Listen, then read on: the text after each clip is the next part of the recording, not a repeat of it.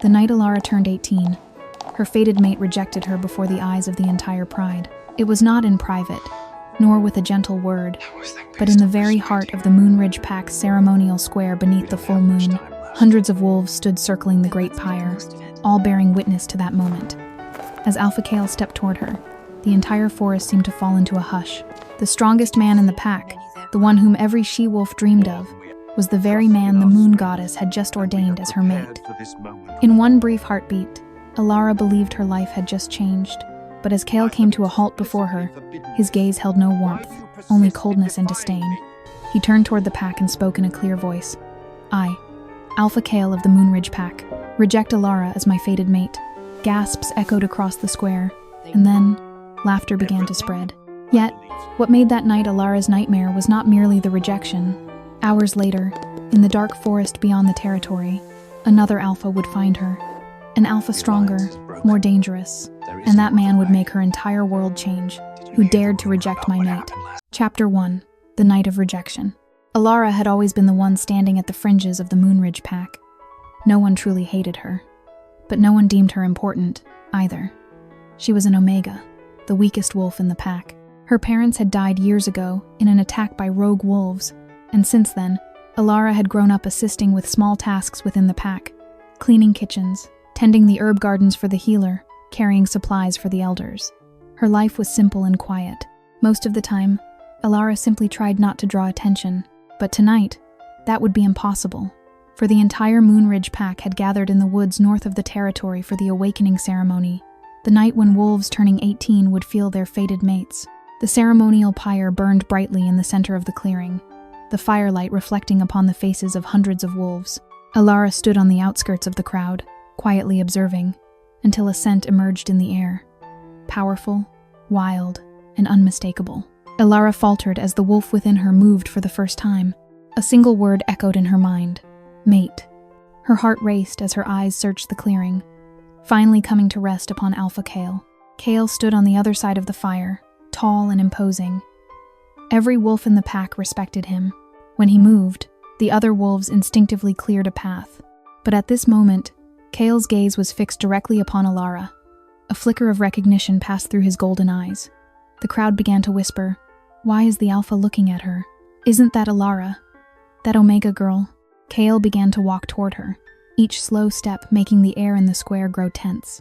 Elara stood still, her heart hammering against her ribs. A part of her still hoped that the moon goddess had not made a mistake. But when Kael stopped before her, his gaze swept over her simple dress and old shoes with an air of detachment and contempt. He spoke a single word. "You." Elara tried to open her mouth. "Alpha, I think," but Kael cut her off. "There is nothing to think." He turned to face the pack and spoke aloud. "Elara is an Omega, with no power, no status, and no future in the Moonridge Pack." Murmurs immediately rippled through the crowd.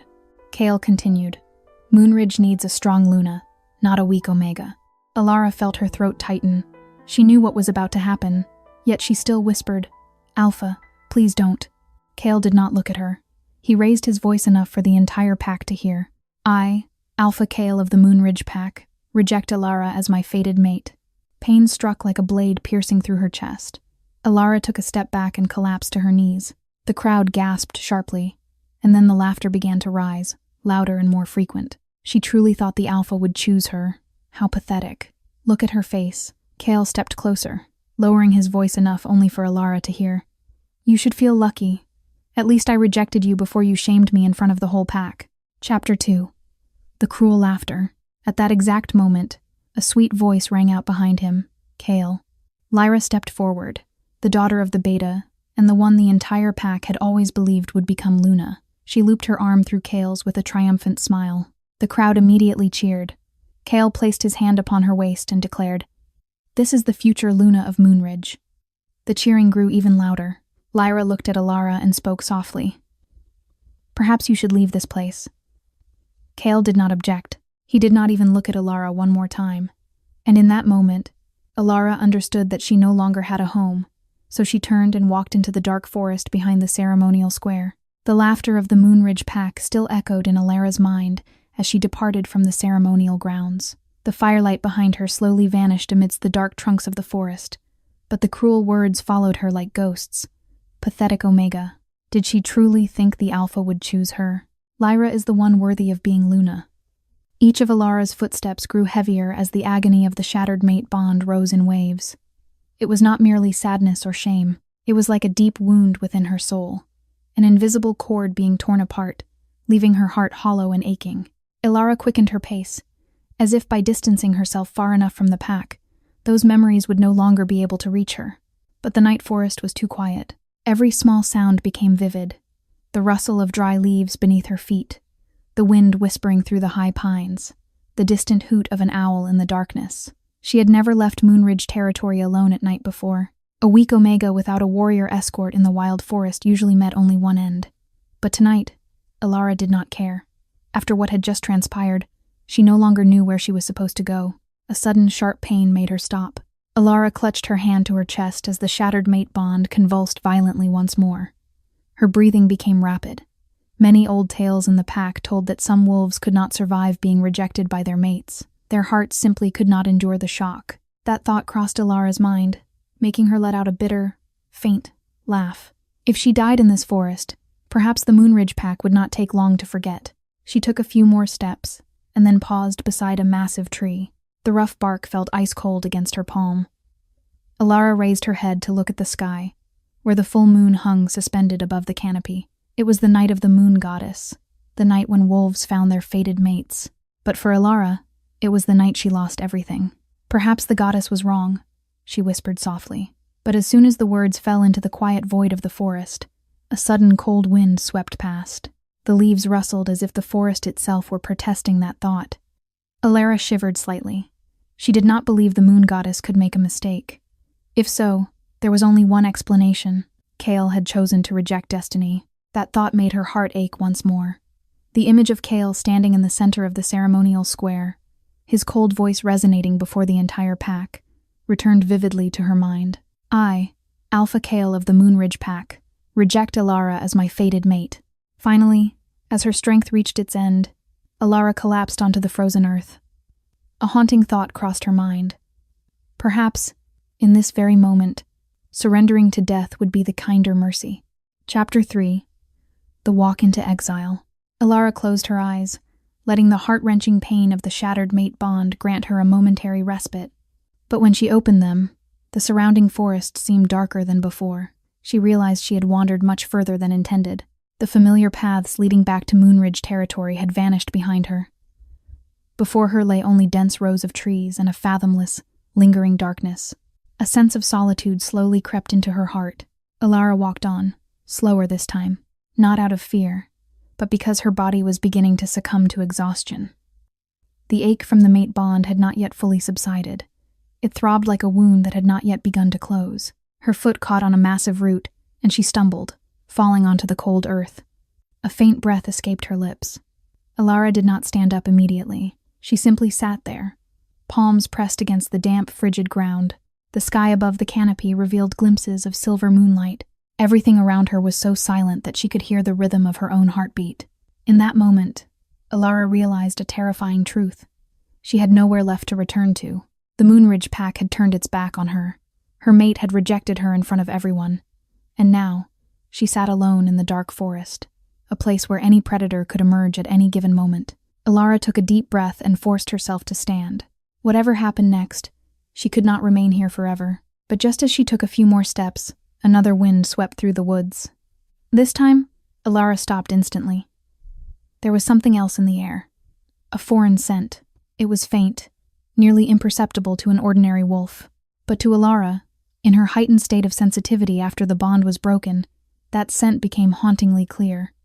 It was powerful, sharp, and carried a sense of authority that made the wolf within her stir. Elara turned her head, scanning the forest. No one was there, only the darkness between the towering trunks. She shook her head slightly, telling herself that perhaps she was merely imagining things. But as she turned to continue her walk, a different sensation suddenly emerged, the feeling of being watched. Elara slowly came to a halt once more. The forest remained silent. No footsteps. No movement. Yet a wolf's instinct told her that something in the shadows was observing her every move. A shiver ran down Elara's spine. She turned to look toward the trees behind her. The darkness there was so thick it was almost impossible to see anything, but she still felt that if she looked long enough, she would find a pair of eyes staring back at her from within the night. "Is someone there?" Elara asked softly, her voice so small it was nearly swept away by the wind. There was no answer, only the silent forest. Elara stood there for a few seconds, her heart beginning to beat faster. Then finally, she shook her head and turned away. Perhaps it was just her imagination after the recent shock. But as she walked on, behind the dark trees, a tall figure remained standing there, completely motionless. His cold, golden eyes followed every footstep of the Omega girl who was drifting away from the Moonridge Pack, and in the silence of the forest, the man spoke only a single sentence, nearly inaudible. How interesting. Chapter 4. Eyes watching in the forest. Elara took a few more steps, and then came to a halt. An indescribable sensation forced her to turn her head. There was no sound, no movement. Yet a wolf's instinct told her that she was no longer alone. She peered deep into the darkness between the trees. "If you intend to shadow me," Elara said, her voice weary yet clear, "then show yourself." A few seconds of silence passed. Then, a footstep resounded. Slow, deliberate, a silhouette emerged from the gloom. Moonlight filtered through the canopy and illuminated his face. Tall, broad-shouldered, with golden eyes that glowed beneath the lunar light. Elara realized one thing immediately. This man was no warrior of Moonridge. She had never seen him before. He stopped a few paces from her, his gaze sweeping over her face before lingering on her eyes, still red from tears. "You have wandered quite far from your territory," he said. His voice was deep and calm, but it possessed a strange weight that Elara could not ignore. "I no longer have a territory," Elara replied briefly, her tone laced with bitterness. The man studied her for a moment longer. "So the rumors are true." Elara frowned. "What rumors?" He did not answer immediately. He merely took another step. His scent instantly diffused through the air, powerful, sharp, so overwhelming that the wolf within Elara stirred. The man noticed the reaction. His gaze shifted slightly. "You were just rejected," he said. It was not a question, but an assessment. Elara clenched her fists. "How long have you been following me?" "Long enough." A brief silence passed. The night wind brushed through the trees. The man looked at her once more, his gaze sharper this time. "What is the name of your alpha?" Elara hesitated for a second. "Kael." The man repeated the name very softly. "Kael." A faint, fleeting smile ghosted across his lips. "What a pity." Elara looked at him. A pity for what? The man did not answer directly. He only spoke a sentence that made Elara instinctively shiver. "An alpha must be very foolish to reject you." Elara did not know how to react. She did not understand why a complete stranger would say such a thing. But before she could ask further, the wolf within her suddenly tensed. Another scent flooded the forest. This time, it did not belong to the man before her. It belonged to other wolves, more than one. The man sensed it too. He turned his head, gazing deep into the shadows behind Elara. His eyes instantly turned frigid. "I think," he said slowly, "you have chosen a very bad night to wander in the woods." Elara turned to follow his gaze. Several dark shapes began to shift between the tree trunks. A low growl erupted from the darkness. Rogue wolves, and not just one. Elara took a step back, but the man before her did not move an inch. He only exhaled softly. Then, he spoke with absolute calm. "Do not move." Because in the next moment, the rogue wolves began to emerge from the shadows. Chapter 5. The Alpha King appears. The rogue wolves stepped out of the shadows one by one. The moonlight shone upon their shaggy fur, exposing lean but muscular bodies and eyes glowing with hunger. They fanned out slowly, forming a closing arc around Elara and the stranger. One growled deep in its throat, a hoarse and threatening sound echoing through the quiet forest. Elara recoiled by reflex. 5 of them. Too many. She was exhausted, having just been rejected by her mate. Even standing firm was difficult, let alone escaping from the hungry pack of rogues. The largest one stepped forward. Its fur was dirty and matted, a long scar running across its snout. As it began to transform into its half-human, half-wolf form, its raspy voice rang out in the darkness. "Look what we have found here." The others sneered. Another said, "An Omega. I can smell the scent of a broken mate bond." The lead wolf licked its lips. How pathetic.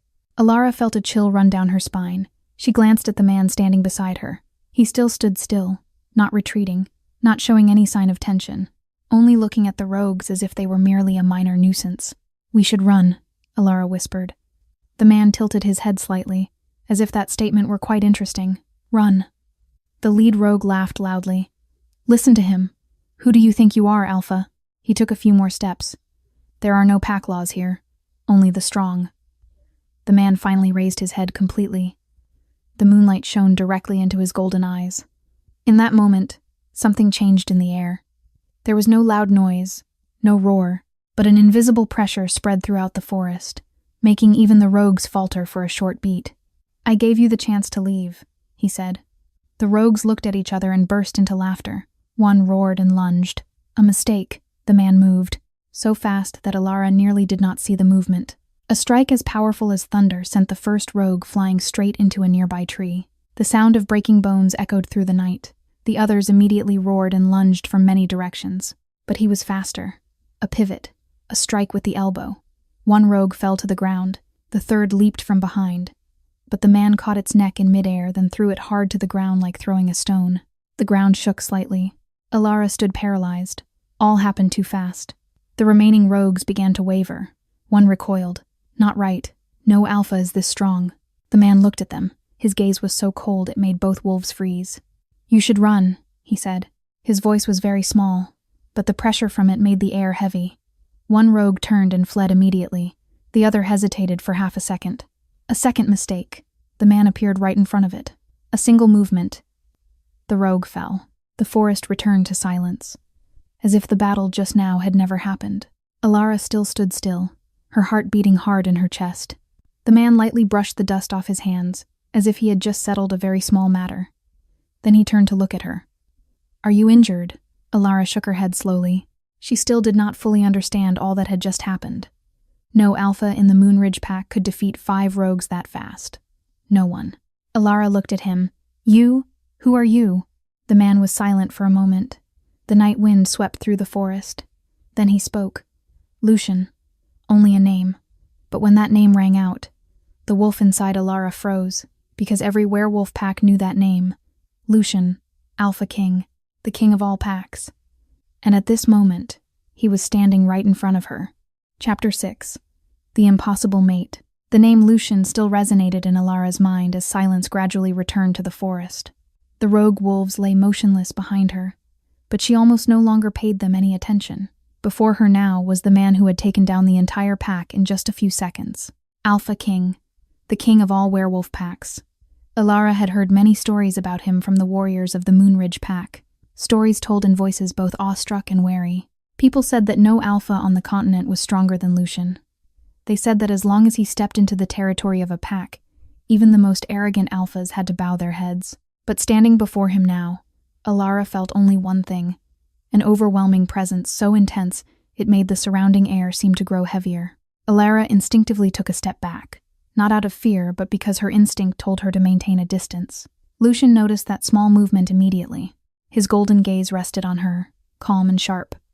"I do not intend to harm you," he said, his voice deep yet clear.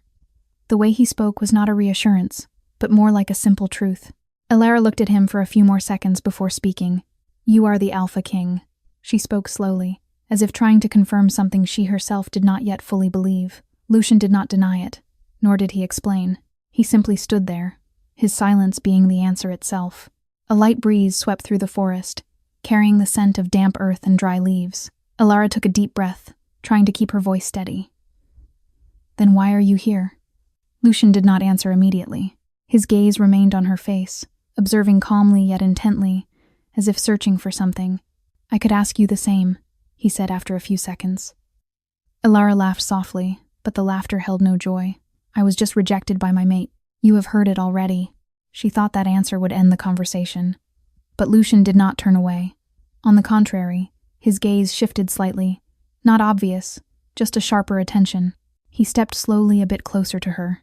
Not fast, but enough for Elara to clearly feel his scent. It was powerful, cold, and carried an ancient sensation that made the wolf within her stir. Lucian stopped only a step away from her. His gaze dropped for a moment, as if thinking about something. Elara frowned. "What is it?" Lucian did not answer. He only took a very light breath, nearly imperceptible. But for an alpha, that was enough. His golden gaze darkened a bit, a very fast but clear reaction to the person standing near him like Elara. "You said your alpha's name is Kael," Lucian said slowly. "Yes," Elara replied. "Moonridge Pack." She nodded again. Lucian fell silent. Not an ordinary silence, but the silence of someone weighing something illogical. His gaze still rested on her, observing more closely this time. Elara began to feel uncomfortable under that look. "Why are you looking at me like that?" she asked. Lucian finally spoke, his voice deep and thoughtful. "Because there is something that does not make sense." Elara frowned. "What?" Lucian took another half-step forward. The distance between them was so close that Elara could feel the warmth from his body. The wolf within her suddenly moved more strongly than before. A strange sensation spread through her body, unlike the pain of the shattered mate bond. It was different, deeper, and more confusing. Elara faltered, and Lucian noticed that reaction immediately. His gaze darkened. "That should not be possible," he said very softly. Elara looked at him confused. "What is not possible?" Lucian did not answer immediately. He looked at her for a few more seconds, as if trying to find a logical explanation for what his instinct had just told him. An alpha king like him could not be mistaken about things related to the instincts of the wolf kind, but what he had just felt was completely illogical. He stepped back half a pace, but his gaze did not leave her. "Interesting," Lucian said softly. Elara began to lose patience. "Can you speak more clearly?" Lucian looked at her for a longer moment, then asked a question that Elara completely did not understand. "Does Kael know?" Elara frowned. "Know what?" Lucian did not answer. He only shook his head slightly, as if the question were not even worth explaining. Then he looked straight at her and said a sentence that made Elara feel something was wrong. "Your alpha has made a very big mistake." Elara did not know how to respond, but the way Lucian said that was not like a guess. It was like a truth he was certain of. Lucian raised his head to look at the sky through the gap between the canopies. The full moon hung high, silver light shining down on the silent forest. When he looked at Elara again, his gaze had changed. No longer just curiosity, but recognition. He spoke softly, almost whispering to himself. Impossible. But deep down, Lucian already knew one thing. If his instinct was not wrong, then this Omega girl, rejected by the entire pack, might be his fated mate, the Alpha Kings. Chapter 7. Attack of the Rogue Wolves. Lucian was still looking at Elara as the night wind swept through the forest. Silver moonlight shone through the high canopy, creating interweaving patches of light and shadow on the ground. For a few brief seconds, everything became so quiet it was almost surreal. But then Lucian tilted his head slightly, his golden gaze suddenly becoming sharp and cold. He had heard something. Not the wind, not the leaves, but movement. Lucian turned his head, peering deep into the darkness behind Elara. "Do not move," he said. His voice was very small, but it was not a suggestion. It was a command. Elara immediately stood still. Before she could ask what was happening, the forest in front of them began to move. A dark shape blurred between the tree trunks. Then another, and another. Low growls resonated through the night. Elara felt her heart pounding. Not one, but an entire pack. The rogue wolves stepped out of the darkness one by one. Their fur bristled, their eyes glowing beneath the moonlight like small embers. They moved slowly, circling in a wide ring around Lucian and Elara. There were more this time, 10, or perhaps even more. A large rogue stepped forward, his frame tall and covered in scars. As he began to shift into a half-human, half-wolf form, a gravelly voice rang out amidst the woods, quite a surprise. His eyes stopped on Lucian, Alpha King. Elara froze. The remaining rogues sneered, their voices hoarse and dangerous. "We have found the continent's greatest prey in the forest tonight." Lucian said nothing. He only stepped lightly to the side, standing between Elara and the pack. A small movement, but enough to say one thing clearly. Elara stood behind him. The lead rogue bared his teeth. "You think you alone can deal with all of us." Lucian finally spoke. "I think you made a mistake by staying." A rogue smirked. "Kill him." They lunged at the same time. No signal, no warning. Only a black storm rushing out from the gloom. Lucian moved instantly. His movements were so fast that Elara could hardly see clearly. A pivot, a strike with the elbow. The first rogue was sent flying into a nearby tree. 2 others lunged at once. Lucian dodged the first pounce, caught the second by the throat and threw it hard to the ground. Growls echoed throughout the forest. but the rogue pack was still too numerous. One slipped past Lucian, lunging straight toward Elara. Elara recoiled, her heart racing in her chest. The gargantuan wolf roared as it charged, claws outstretched. Too fast. She had no time to run, no time to scream. In that moment, something strange happened. Not Lucian, not the rogue, but Elara. A surge of energy erupted from deep within her body. No light, no explosion, only an invisible wave bursting from her. The rogue in front of her was suddenly hurled aside as if it had just slammed into an invisible wall. It hit the ground hard, roaring in pain. The entire forest seemed to falter for a second. Even Lucian stopped. His golden gaze immediately turned toward Elara. The wolf within him had recognized something. A different scent, no longer just an omega, but something more ancient. Lucian brought the last rogue to the ground, then stood straight up. The remaining ones began to retreat. They looked at Lucian, then at Elara. One roared and then turned to flee into the darkness. The others quickly vanished as well. The forest returned to silence. Only the sound of the wind sweeping through the canopy remained. Elara still stood still, her breath rapid. She did not even understand what had just occurred. Lucian walked slowly toward her. This time his gaze was no longer just curiosity but total focus. He stopped in front of her. "What did you just do?" Elara shook her head. I don't know." Lucian looked at her for a few seconds, then he took a light breath. That scent appeared again. Not an omega, not entirely. Lucian spoke softly, his voice deeper than before. "No." He looked straight into her eyes.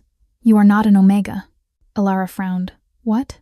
Lucian did not answer that question. He only said another sentence, a sentence that made the surrounding air grow heavy. "You are something much rarer." Chapter 8. The Strange Power. Elara remained silent. That sentence made her feel even more uneasy. Since she was a child, she had always been taught that omegas were the weakest wolves in the pack. No special powers, no fighting ability, nothing fearsome. But what had just happened was entirely unlike an omega. Lucian turned his head toward the forest where the rogue pack had just vanished. He listened for a few seconds, confirming that they had retreated far enough. Then he turned to look at Elara again. "They will not be back soon," he said. "But this forest is not safe." Elara let out a bitter, faint laugh. "Nowhere is safe for me right now." Lucian watched her for a few seconds. He understood her meaning. An omega rejected by her mate before the entire pack usually no longer had a place within her own territory. But what concerned Lucian was not Elara's circumstances. It was something else. Something his alpha instincts were still trying to explain. He spoke slowly. "You cannot stay in this forest." Elara frowned. "Then where should I go?" Lucian did not answer immediately. He looked at her for a moment longer, as if making a decision that even he had not expected. Finally, he said, "You will come with me." Elara immediately shook her head. "No." The answer came too fast. Lucian slightly raised an eyebrow. Elara took a deep breath. "You are the Alpha King. I am just an Omega. I have no reason to follow you." Lucian looked at her calmly. "You just hurled a rogue aside without touching it." Elara fell silent. Lucian continued, his voice deep and certain. "And your scent, it is unlike any Omega I have ever encountered." Elara did not know how to respond. She wanted to believe that it was all just a misunderstanding, but the memory of that moment just now was still clear in her mind. That sensation. It was as if something within her body had awakened for a brief instant. Lucian turned and walked a few steps toward the small path leading deeper into the forest. "Let us go." Elara stood still. "Where to?" Lucian looked back at her over his shoulder. Ironfang Citadel. That name made Elara falter. Ironfang Citadel. The territory of the Alpha King. The dwelling place of the strongest alphas among the packs. Elara looked at Lucian. "Why?" Lucian answered very simply. "Because I want to know who you are." Elara remained silent. A part of her wanted to refuse and leave in a different direction. But the rest of her knew one thing clearly. She had nowhere left to return to. Lucian turned to look at her again. His golden gaze was calm yet steadfast. "And I think," he said slowly, "you want to know that answer too." Chapter 9. The Journey to Ironfang Citadel. Elara stood still for a few seconds after Lucian turned to walk away. The silhouette of the Alpha King moved between the towering trees, steady and calm as if the night forest posed no danger to him at all. The wind blew gently through the foliage, carrying the scent of damp earth and blood from the recent battle. Elara looked around the dark forest once more. Moonridge Pack was already far behind. No one was searching for her, No one was calling her name, and deep inside, Elara knew one thing very clearly. She had nowhere left to return to. She let out a slow breath and then followed Lucian. He did not look back, yet he seemed to know she was walking behind him. His footsteps were neither fast nor slow, enough for Elara to keep pace even though her body was still weary from all that had happened. They went deeper into the forest, where the moonlight only filtered through small gaps between the canopy. A long time passed without anyone saying a word. Finally, Elara spoke. Ironfang Citadel is very far. Lucian nodded slightly. Correct. Are we going to walk all that way? Lucian stopped. He turned his head to look at her, his golden gaze calm but with something like an assessment of her once again. No. Before Elara could understand his meaning, Lucian stepped into a small clearing between the trees. He removed the long coat from his shoulders, tossing it aside. The moonlight shone down upon his body, revealing the powerful muscle lines of an alpha warrior. Elara suddenly understood. Wait. But her words halted as Lucian began to shift. His body changed rapidly, bones and muscles shifting beneath the skin. In a few brief seconds, where Lucian had stood before was now a gargantuan wolf. Its black fur absorbed the moonlight, making the golden eyes stand out more than ever. The wolf was larger than any Elara had ever seen, even larger than the alpha of Moonridge. Lucian lowered his head to look at her.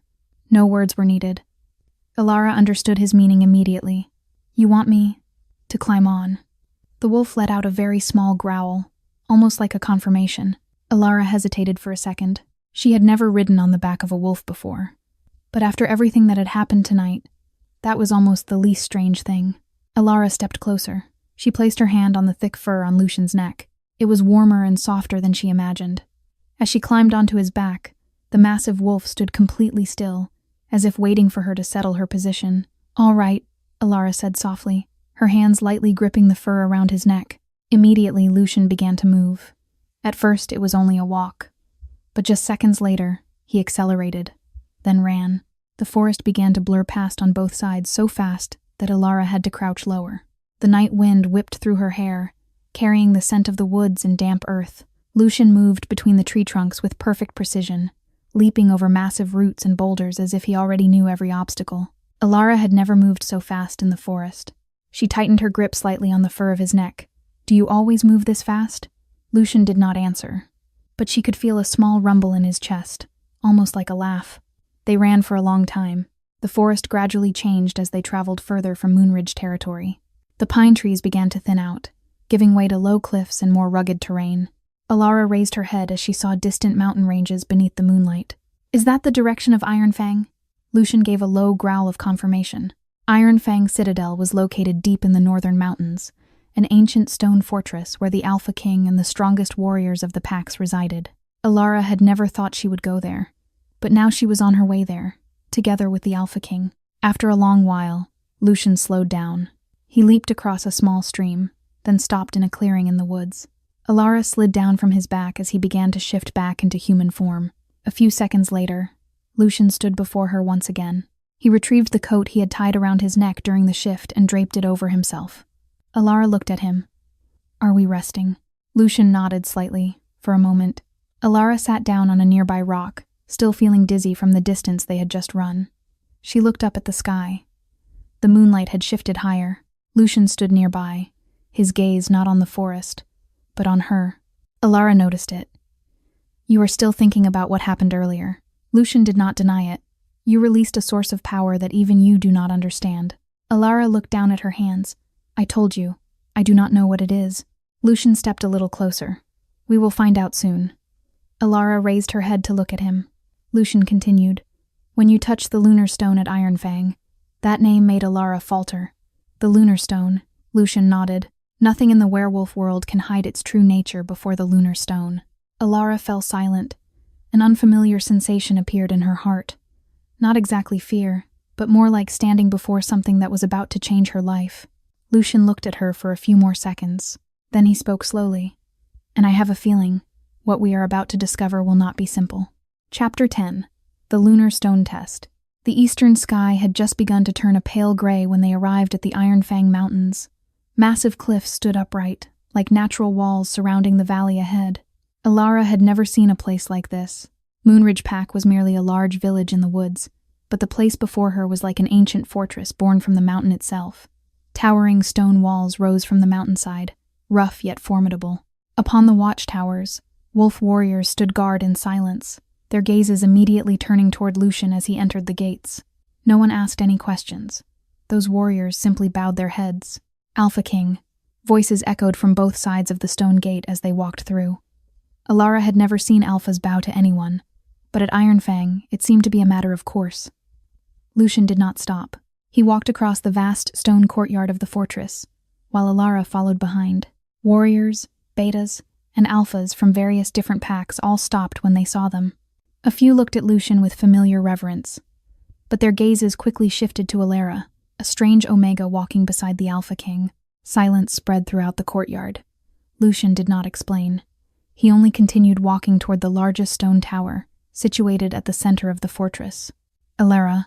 She raised her head when she heard him call. "We have arrived." The massive stone doors opened as Lucian approached. Two warriors standing guard quickly pushed the heavy doors to either side. The air inside was cool and still, entirely different from the noise of the outer courtyard. Elara followed Lucian inside. Long stone corridors led them deep into the heart of the fortress. Firelight from torches hanging on the walls danced upon the ancient stones. After several minutes of passing through many winding hallways, they stopped before another door. This door was not like the previous ones. It was carved with ancient werewolf symbols: the moon, wolves, and a silver crown. Lucian placed his hand upon the door. It slowly opened. Behind the door was a vast circular room, the Lunar chamber. Elara entered and immediately felt the difference. The air in this room was heavier, as if the place itself carried some ancient power. The high ceiling opened into a large circular gap where the first morning light of the sun just touched the stone floor. In the center of the room was the Lunar stone, a large silver-gray block of stone, nearly shoulder-high, its surface smooth as if polished through centuries. Light from the ceiling above shone down, causing the stone to reflect a cold and quiet light. 3 elderly men stood nearby, the elders of Ironfang. One of them turned as Lucian entered. His long silver hair reflected the dim light in the room. "Alpha King." Lucian nodded. "We need answers." The elder's gaze shifted to Elara. He observed her for a few seconds, his gaze deep and calm. "An Omega." Lucian said nothing, only looked toward the Lunar stone. "The stone will tell us." Elara felt her throat grow dry. "What must I do?" The elder stepped aside. "Simply touch it." Elara looked at the silver stone in the center of the room. She did not know why, but as she looked at it, a strange sensation rose in her chest. Not fear, but like a very distant familiarity. She took slow steps toward the Lunar stone. Everyone in the room was silent. Lucian stood behind her, his golden gaze not leaving her for a single second. Elara stopped before the stone. Its surface was cold, very cold. She took a deep breath, then placed her hand upon it. For a second, nothing happened. Then the Lunar stone vibrated slightly. A small streak of silver light appeared beneath Elara's palm. The elder immediately frowned. That light spread rapidly across the surface of the stone, then flared up. The entire room was filled with a blinding silver light. The light was so strong that the warriors standing near the door had to squint their eyes. Ancient symbols on the walls began to glow in response, as if the room were reacting to the power of the stone. Elara recoiled in startle, but the light continued to increase. The Lunar stone had never reacted like this. An elder stepped forward quickly, eyes wide. Impossible. The silver light spread up Elara's arm like a flow of energy. Lucian stepped closer. His gaze darkened as he saw it, because the scent in the room had changed. No longer just an Omega, something else was spreading. Powerful, ancient, and full of authority. The elder looked at Lucian, his voice dropping low. "Alpha King." He turned back to look at Elara, his gaze no longer calm as before. The stone has not shone like this in hundreds of years. Chapter 11. A Bloodline Mystery. The silver light from the Lunar stone still spread throughout the Lunar chamber, reflecting upon the ancient stone walls, and making the symbols carved there glow ethereally. No one in the room spoke for the first few seconds. The elders simply stood still, their gazes fixed upon Elara, as if they had just witnessed something unbelievable. Elara still stood before the Lunar stone. Her hand had withdrawn, yet the silver light still reflected on her skin. She could feel her heart pounding in her chest. She had never seen anything like this before, and the looks from those in the room made her understand even more that what had just occurred was not normal. One of the elders stepped closer to the Lunar stone. He reached out to lightly touch the surface of the stone, as if checking whether it was truly glowing. When his hand made contact, the silver light gradually softened, but did not disappear entirely. He turned to Lucian. Alpha King, are you certain this is the first time this girl has touched the lunar stone? Lucian stood a few paces away, his golden gaze still resting upon Elara. I am certain. The elder fell silent for a long time. His gaze turned back to look at Elara. This time it was no longer just curiosity. It was the serious assessment of one who had lived long enough to understand that such signs are never coincidental. This is unlike any Omega, he said slowly. Elara swallowed hard. I already told you. I am just an Omega. Another elder shook his head slightly. No. An Omega would not cause the lunar stone to react in such a manner. The room became silent. Lucian took another step forward, his gaze still not leaving Elara. Then what is your explanation? The elders looked at each other. A wordless exchange took place between them. Finally, the eldest elder spoke. The lunar stone is not merely a tool to test strength. It reacts to the bloodline. Elara frowned. The bloodline. Correct, he said. The ancient bloodline of the wolf kind. He turned back to look at the silver stone. The dim light was still reflecting upon its surface. In the history of the packs, the lunar stone has only ever reacted this strongly to one type of bloodline. Elara felt her throat grow dry. What bloodline? The elder looked at her. His gaze was more serious than before. The bloodline of the Lunar Queen. The room suddenly became still. Elara had never heard that name before. But Lucian's reaction was different. His golden gaze darkened for a brief second. Lunar Queen. A name from the ancient legends of the wolves. The first queen blessed by the moon goddess. One whose power could influence all the packs. Lucian looked at the elder. You are saying that she... I am not saying for certain, the elder interrupted. But the reaction of the lunar stone cannot be ignored. Elara shook her head slightly. No, that is impossible. I grew up in Moonridge. I am just an Omega. Another elder moved closer, his gaze intently observing her. Perhaps you believe that, he said. But your power that just revealed itself in the forest and the reaction of the lunar stone tell us a different story. Lucian tilted his head slightly. If she carries the Lunar Queen bloodline, why is her power so weak? That question made the elders fall silent. One of them finally spoke. There is a possibility. Lucian looked at him. What possibility? The elder lowered his voice. Her power has been suppressed. Elara faltered. Suppressed? Yes, he said. There are types of poisons or ancient sealing spells that can weaken a strong bloodline. If someone wanted to hide her power, they could have done so many years ago. Lucian said nothing, but his gaze had changed. A dangerous thought had just appeared in his mind. If Elara truly carried the Lunar Queen bloodline, and if her power had been suppressed, then it meant someone had done so intentionally. Lucian looked at Elara.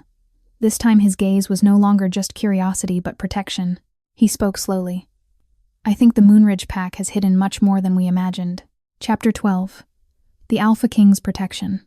News of the lunar stone spread throughout Ironfang's Citadel faster than anyone anticipated. In only a few hours after Elara left the lunar chamber, nearly the entire fortress knew that the ancient stone had glowed. That was not only rare, it was almost unheard of in the memory of the living packs. As Elara entered the Grand Council Hall with Lucian, she immediately felt the change in the atmosphere. The vast stone room, where alphas from many packs usually convened, was quieter than usual today. A giant round table sat at the center of the room, and around it were the strongest alphas of the Northern Territories. When Lucian entered, they all stood up. Alpha King. Deep voices resonated in unison. Lucian nodded slightly, then walked straight to the position at the head of the table. Elara followed behind him, clearly feeling the gazes of everyone fixed upon her. It was not ordinary curiosity. It was an assessment. A strange Omega standing in a room full of alphas was a rare sight. But an Omega who made the lunar stone glow was an entirely different matter. An older alpha stood up first. His silver beard reflected the firelight from the torches hanging on the walls. We have heard the report from the elders, he said. The lunar stone has reacted. His gaze shifted to Elara, to this girl. Another alpha crossed his arms. The question is, why? Elara stood still, trying to remain calm. She had never been in a room full of alphas like this. The pressure from their scents almost made the air feel heavy. Lucian spoke before anyone else could say more. That is what we are finding out. A younger alpha leaned forward. Or we should control it before it becomes dangerous. The air in the room immediately tensed. Elara understood his meaning. It, not her. Lucian said nothing for a few seconds. But when he looked toward that alpha, his golden gaze turned cold. Be careful with your words. The room immediately fell silent. The young alpha backed away slightly, realizing he had just gone too far. But another alpha spoke up. If she truly carries the Lunar Queen bloodline, he said slowly, then that power could change the balance between the packs. Another alpha nodded. That makes her a danger. Lucian stood straight. Only a small movement, but the pressure from him radiated across the room. No, he said. His voice was not loud, but no one dared to interrupt. She is not a prisoner. An older alpha frowned. Then what does the Alpha King intend to do? Lucian looked around the table, then spoke a sentence that silenced the whole room. She is under my protection. No one spoke for a few seconds. Every alpha in the room understood the meaning of those words. If Lucian declared protection over someone, no one in the packs had the right to touch that person. The older alpha nodded slightly after a moment. Then we will wait for more answers from the elders. The meeting ended quickly after that. The alphas left the room one by one, but many gazes still turned back to look at Elara as they passed by. It was no longer the mockery from Moonridge. It was caution. When the large stone doors of the hall closed, only Lucian and Elara remained. Elara let out a light breath. That was the first time I stood in a room full of alphas like that. Lucian looked at her. And you still stood firm. Elara laughed lightly. I think it was because you stood before them. Lucian did not answer immediately. He turned to walk toward the large balcony opening to the northern mountains. Cold wind flooded the room as he stood there looking down at the valley below Ironfang. Elara stepped closer. For a long time no one spoke. Finally Elara spoke. Why did you do that? Lucian turned his head to look at her. Do what? Protect me before all of them. Lucian was silent for a few seconds. His gaze rested on her face, as if thinking how to answer. Because someone tried to make you weak. Elara frowned slightly. Lucian continued. And I want to know why. The wind blew harder through the balcony. Elara looked out at the distant mountain ranges. I did not think Moonridge ever cared about me that much. Lucian looked at her. Someone who does not care would not go to the trouble of hiding your power. Elara turned back to look at him. In the dim light of the torches and moonlight, Lucian's golden eyes seemed deeper than usual. The wolf within Elara stirred slightly, a strange sensation running down her spine. Lucian seemed to notice it too. He took another step closer. Not too close, but enough for Elara to clearly feel his scent, powerful, warm, and dangerous. Lucian spoke softly. There are many things about you that you do not yet know. Elara looked at him. And what about you? Lucian raised an eyebrow. How much do you know about me? Lucian looked at her for a few more seconds, then spoke slowly. Not enough. Right at that moment, the stone door behind them opened. A warrior entered, bowing. Alpha King. Lucian turned. What is it? The warrior raised his head. We have just received news from Moonridge Pack. Elara froze.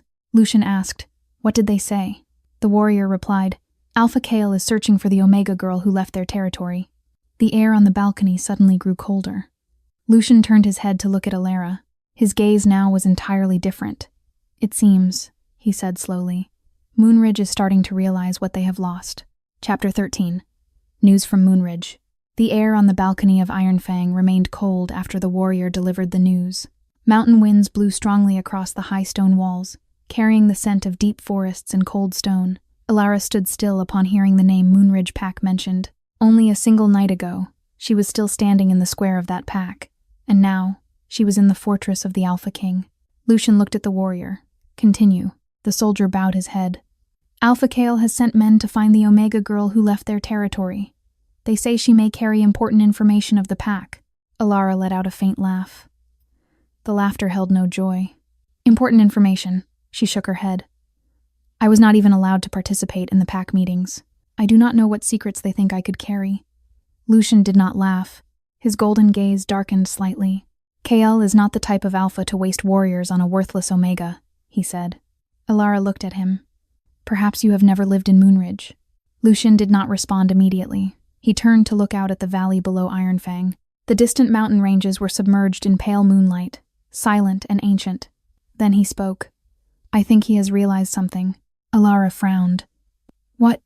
Lucian turned back to look at her. Your power. Elara faltered. Impossible, she said. I have never revealed anything before. Lucian took another step closer. His gaze was sharp yet calm. Perhaps he does not know exactly, but he suspects. Elara remained silent. That thought sent a cold sensation running down her spine. If Kael truly suspected something, then his rejection of her before the entire pack might not have been simply out of contempt. Lucian looked at her for a few more seconds, then turned to the warrior. Has Moonridge sent anyone to Ironfang?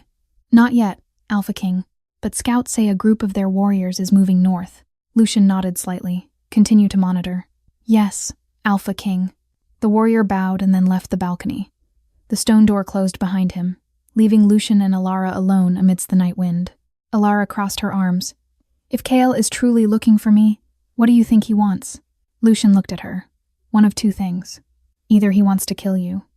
Elara said nothing. Lucian continued. Or he wants to bring you back to Moonridge before other packs find out who you are. Elara breathed out slowly. It is funny, she said. Last night he said I was the shame of the pack. Lucian tilted his head to look at her. Alphas like Kael usually only despise what they do not yet understand. Elara looked out at the distant mountain ranges. You speak as if you understand him. Lucian was silent for a few seconds. I have met Kael twice. Elara turned back to look at him. In the pack councils. And what kind of alpha do you think he is? Lucian answered very simply. Ambitious. Elara frowned slightly. Lucian continued. And ambition often comes with foolish decisions. The wind blew harder on the balcony. Elara turned to walk near the stone railing. The valley below Ironfang stretched out in the darkness, so quiet it was almost surreal. Do you think he will come here? Lucian stood a few paces behind her. If he is foolish enough. Elara laughed faintly. You do not seem worried. Lucian took another step closer. I am not worried about Kael. Elara turned her head to look at him. Then what do you worry about? Lucian looked at her for a few seconds. I worry about what will happen when he sees you. Elara frowned. What do you mean? Lucian did not answer immediately. He only observed her for a moment longer. The moonlight shone upon Elara's face, highlighting eyes that were still weary after a long night. Lucian spoke softly. You are not used to being the center of attention. Elara exhaled. I have spent my whole life avoiding that. Lucian stepped a little closer. Not too close, but enough for Elara to feel his presence behind her. That is about to change. Elara turned back to face him. And if I do not want that? Lucian looked at her. His golden gaze was deeper and darker than usual. Too late. Elara intended to say something, but right then a strong gust of wind swept across the balcony. Her hair was blown back, and in that moment she lost her balance slightly while standing close to the stone railing. Lucian reacted instantly. He stepped forward and caught her arm, only a small movement, but enough to pull her away from the edge of the railing. Elara faltered as she felt his hand upon her own. The distance between them now was closer than before. Very close. Lucian looked down at her, his gaze still calm. Careful. His voice dropped low. Little wolf. Elara blinked. That was the first time he had called her that. Not Omega, not Elara, little wolf. She looked at him for a few seconds, unsure how to react. Lucian seemed to realize it. He released his hand slowly. You will need to learn how to stand firm in the coming storm. Elara frowned. What storm? Lucian looked toward the distant night sky. Moonridge. Then he added, his voice lower, and Alpha Kael. Chapter 14. The Hidden. Poison. After the warrior left the balcony, silence once again enveloped Ironfang Citadel. The night wind still blew across the high stone walls, carrying the cold from the northern mountain ranges. Elara remained still by the railing, reflecting on the words she had just heard. Moonridge was looking for her, not to bring her back, but to hunt her down. Lucian said nothing more on the balcony after that, but his gaze had changed. He was no longer just thinking about Kael, but about Elara. The reaction of the lunar stone, the outburst of power in the forest, and her strange scent, a scent unlike any Omega he had ever encountered. All of those things could not be coincidences. That very night, Lucian made a decision. While Ironfang was still submerged in darkness before dawn, he ordered the healers to examine Elara, and now, Elara was sitting in the healing room of the fortress. The room was located deep within the heart of Ironfang, separated from the noisy corridors where warriors passed by. The air here was cool and quiet, filled only with the scent of dried herbs and light smoke from medicinal bowls burning on stone shelves. Elara sat on a low wooden chair in the middle of the room, her hands resting on her knees. Before her were two healers of Ironfang, those who had served the fortress for many years. Lucian stood near the stone wall behind her. He said nothing, only observing. An elderly healer held a small silver bowl containing a few drops of Elara's blood. He tilted the bowl under the firelight of a nearby torch, his eyes narrowing as he observed the color of the liquid inside. He frowned slightly, then spoke slowly. The blood of this girl. Something is not right. Lucian immediately stood straight. His golden gaze turned sharp and cold. What do you mean? The healer did not answer immediately. He handed the bowl to the colleague beside him. This person carried it to a nearby stone table, where many different jars of herbs and colored powders were placed. A few drops of a solution were added to Elara's blood. Its red color immediately turned darker. The healer took a slow breath. There is no mistaking it. Lucian stepped closer. What is it? The healer turned back to look at him. This is the trace of a poison. He paused for a second, then spoke more clearly. A variant of wolfsbane. Elara faltered. She had heard of wolfsbane before. In the Moonridge Pack, warriors often mentioned it as an extremely dangerous poison to werewolves. Lucian lowered his voice. Wolfsbane can kill a wolf. The healer nodded. Correct, if it is in its pure form. He placed the bowl down on the stone table, but this is not pure wolfsbane. Elara frowned. Then what is it? The healer looked at her. This is a diluted form of wolfsbane. He continued. Not strong enough to kill, but enough to weaken a wolf. The room became silent. Lucian understood immediately what that meant. This poison is used to suppress power. The healer nodded. Exactly. He looked back at the blood sample on the table, especially for wolves with a strong bloodline. Lucian asked further, his voice dropping low. How long has this poison been in her body? The healer was silent for a few seconds, then said, A very long time. He turned back to look at Elara. Not days, not months. Then he spoke slowly, perhaps for many years. Chapter 15. The Lost Lunar Queen Bloodline. The healing room of Ironfang fell into a heavy silence after the healer's conclusion. Firelight from the torches hanging on the walls flickered, reflecting on the stone shelves filled with herbs. Elara remained seated on the wooden chair, her hands clutching each other as she tried to comprehend what she had just heard. Many years. The toxin had been in her body for many years. Lucian remained standing before the stone table where the healers were studying the blood sample. His golden gaze was no longer as calm as before. A cold anger lingered in that look, but behind it was another thought. If the toxin had suppressed Elara's power for years, then it meant her true power was even greater than what they had witnessed in the forest. The elderly healer finally broke the silence. If this poison was used to suppress her power, he looked at Lucian, then her true strength could be much greater. Lucian said nothing, but his gaze immediately sharpened. Do you know what that power is? The healer thought for a moment. Then he asked another question.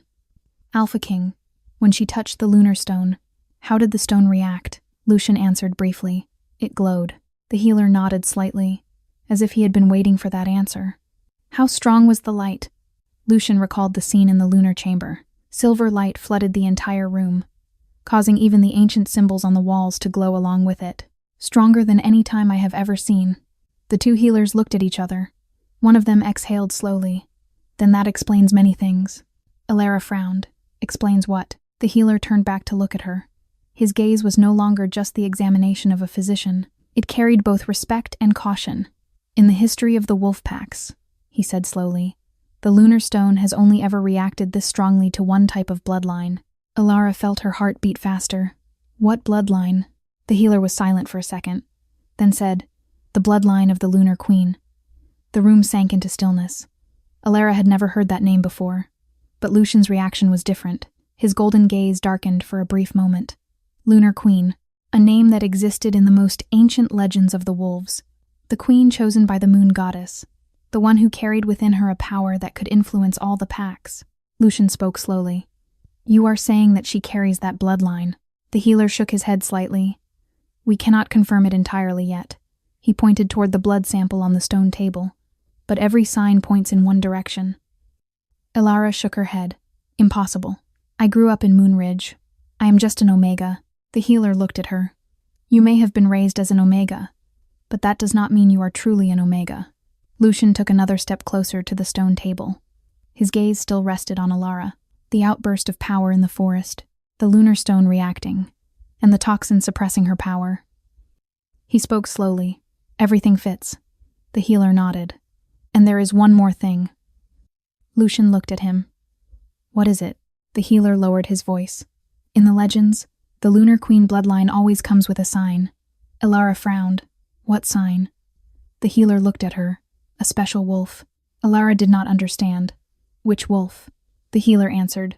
The silver wolf. The room became silent once again. Lucian knew that legend. The silver wolf was the rarest wolf spirit in the history of the wolves. It was not just a symbol of strength. It was the sign of one chosen by the moon goddess.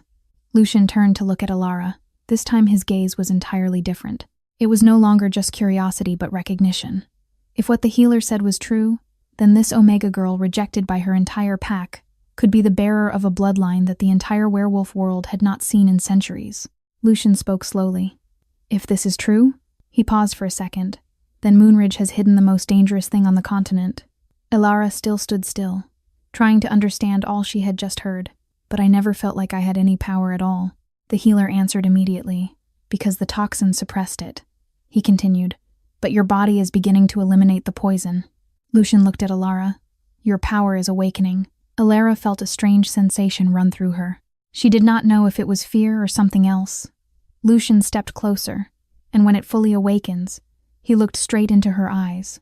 The werewolf world will no longer be the same as before. Chapter 16. The Awakening of the Silver Wolf. No one in the healing room said anything more for a few seconds after Lucian's words. Firelight from the torches flickered on the walls, making the room both bright and dark. But the silence now was heavier than any darkness. Elara still stood still in the middle of the room. The words about the Lunar Queen, about the Silver Wolf, about the awakening power, still echoed in her head like a story about someone else, not about herself. I do not feel anything at all, Elara said finally, her voice smaller than usual. If I truly carry that bloodline, should I not be able to feel something? The elderly healer shook his head slightly. Power does not always awaken immediately. He looked at the blood sample on the stone table, then back at Elara, especially after years of being suppressed. Lucian walked slowly toward her. His golden gaze observed every small reaction on Elara's face, as if trying to understand what was happening inside her. Your body is changing, he said. Elara frowned. I do not feel any change. Lucian intended to answer, but at that moment Elara faltered. A sharp pain ran through her chest. Not the intense pain like the shattered mate bond before. This time it was different, like a surge of energy trying to rise from deep within her body. Elara placed her hand on her chest. My breath, uncomfortable. Lucian immediately stepped closer. What is happening? Elara shook her head. I do not know. A wave of heat spread along her spine. That sensation quickly spread throughout her body, making her grip the edge of the stone table to keep her balance. The elderly healer immediately realized something. Wait. He stepped closer. Alpha King, please step back a bit. Lucian did not take his eyes off Elara, but he still took a step back. Elara's body trembled slightly. She closed her eyes as that heat reached her throat. A very faint sound escaped from her chest, almost like a suppressed growl. The healer lowered his voice. This could be the reaction when the toxin begins to leave the body. Lucian stared at Elara. The healer did not finish the sentence, but Lucian understood, or her true power is awakening. Elara opened her eyes. In that moment, the light from the torches reflected in her eyes. No longer just the familiar brown. A very faint silver streak flashed through. Lucian saw it first. He faltered. Elara. She looked at him. I feel very strange. The heat in Elara's body rose once more. Stronger this time. The air in the room seemed to vibrate slightly as an invisible wave of energy spread from her. The jars of herbs on the stone table shook slightly. The healer stared at her. Impossible. Elara clenched her fists. What is wrong with me? Lucian did not answer, because the wolf within him had just recognized something. A new scent, no longer just an omega, not an alpha. Something more ancient and powerful. Lucian spoke softly. You are awakening. Elara looked at him, bewildered. Awakening what? Lucian looked deep into her eyes. Your wolf. Another sharp pain ran through Elara's body. She hunched over a bit as she tried to maintain her balance. In her head, a foreign sensation began to appear. Not a voice, not a clear image, only the presence of another soul. A wolf. Elara took a sharp breath. There is something. In my head. The healer looked at Lucian. She is sensing her wolf spirit. Lucian asked immediately, Is that normal? The healer shook his head. No.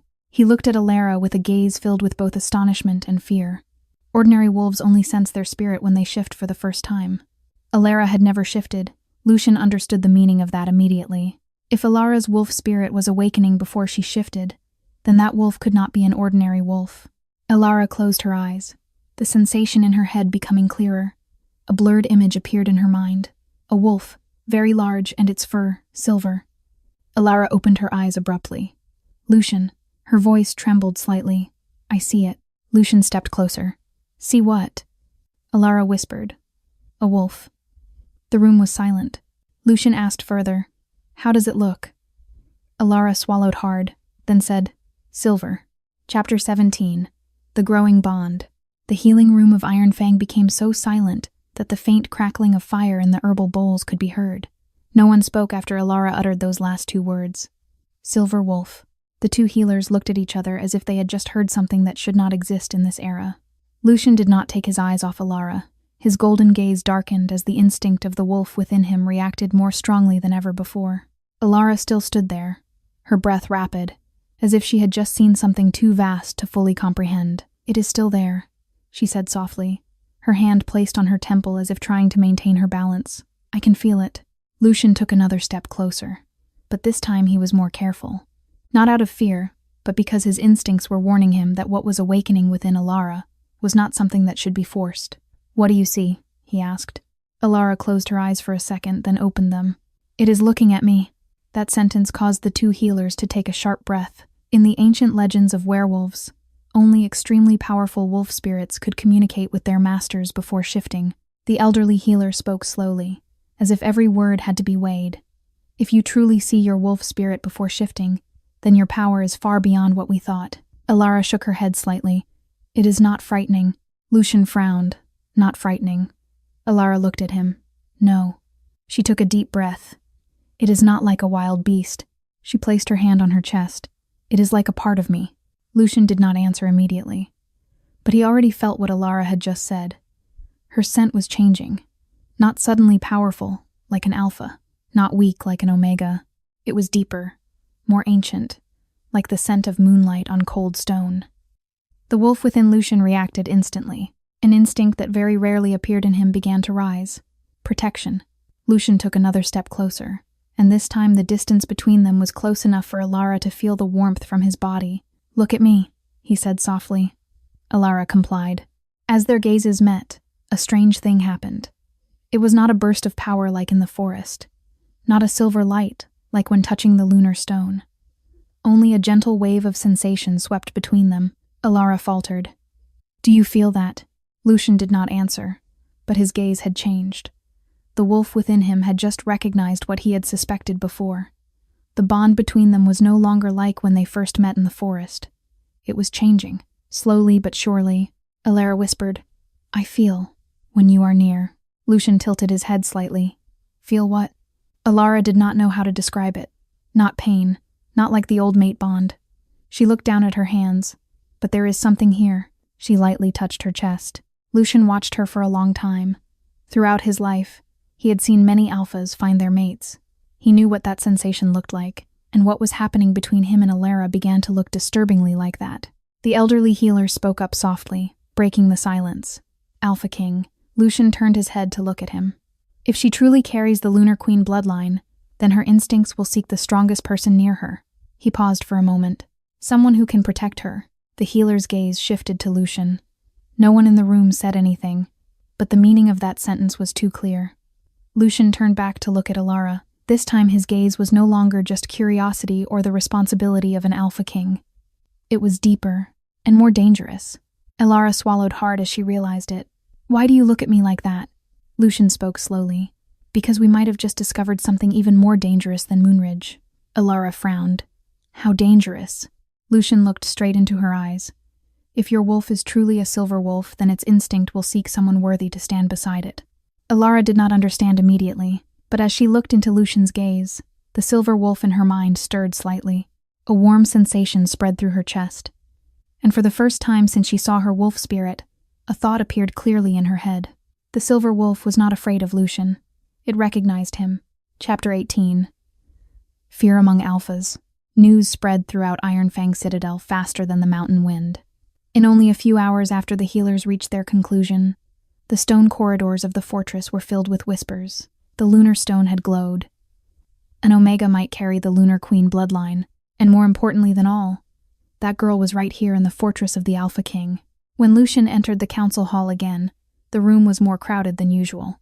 Alphas from many northern packs were present, standing in small groups around the giant round table at the center. As the stone doors opened, every gaze immediately turned toward him, then shifted to Elara walking behind. Silence spread. It was no longer the gaze of curiosity like before. This time, it was wariness. A tall alpha from the east spoke first. The gray wolf fur on his cloak reflected the firelight from the torches hanging on the walls. "We have heard that the lunar stone confirmed something about this girl." His gaze stopped on Elara. "Is it true, Alpha King?" Lucian walked to the head of the table. The stone reacted. Whispers immediately spread around the room. A younger alpha leaned forward. "Reacted how?" Lucian looked around the room. Silver light. The silence became heavy. Every alpha in the room understood what that meant. For centuries, the lunar stone had only ever glowed like that for a single type of bloodline. An old alpha from the south shook his head slowly. "If it is true, then we are facing a major issue." Elara felt the atmosphere in the room change. The gazes that were previously just curious now became calculating. A few alphas looked at her as if weighing her value. Others looked at her as if looking at a danger. An alpha with a long scar on his face stepped out of the line. If she truly carries the Lunar Queen bloodline, then she could change the balance of power between the packs. Another alpha nodded. Or destroy it. Elara stood still behind Lucian. She said nothing, but she could clearly feel the tension spreading throughout the room. The scarred alpha continued, his voice dropping low. In history, the power of the Lunar Queen always caused the packs to war with each other. Another alpha added, "So the question is what we should do with her." The words with her echoed in the room like a cold blade. Lucian said nothing for a few seconds, but when he raised his head, the pressure from him radiated across the room.